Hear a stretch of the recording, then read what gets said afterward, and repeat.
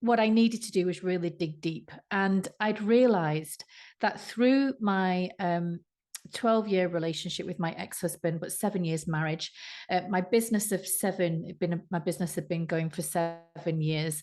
Um, that actually I'd lost myself in all of this. And, as I lay there, in the dark, kind of trying to figure out what I was going to do, I realized that actually the thing that I need to do, first of all, was to come back home to myself. And that's what the book's about, I suppose.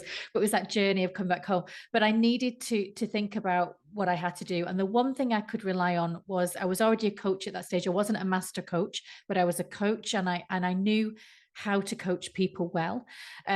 And so I reached out to a few clients, people that I built really good relationships with. And actually, I was very honest.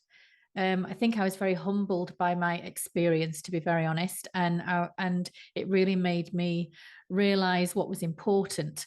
And so and honesty and integrity was one of those things. And integrity is very quite dear to my heart, as I've always wanted to be quite, kind of have high integrity. And so I went to a couple of clients and told them what happened. And one of them out of all of those clients said, you know what, it doesn't matter what's happened. We'll get you back on track. And if you want to do some work for us, then you can start working off small and you can start to rebuild. And that was the first thing. But after that was really to figure out how I could look after my well-being, because I wasn't very well. My mental health was pretty low.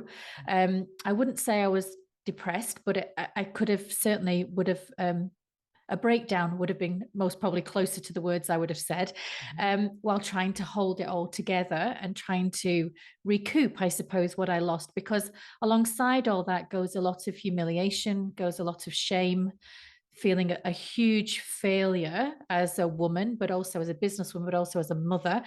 And so there was a lot of that going on. And a friend of mine suggested I receive some energy healing, some Reiki. And so I went for some of that and I got interested in that. And then I ended up actually, unfortunately, though, having to get rushed to the hospital because I had a really bad asthma attack. And I didn't suffer from asthma, but because of all the stress and tension that I've been carrying in my body, I actually, after a bad cold, got a chest infection and I couldn't breathe.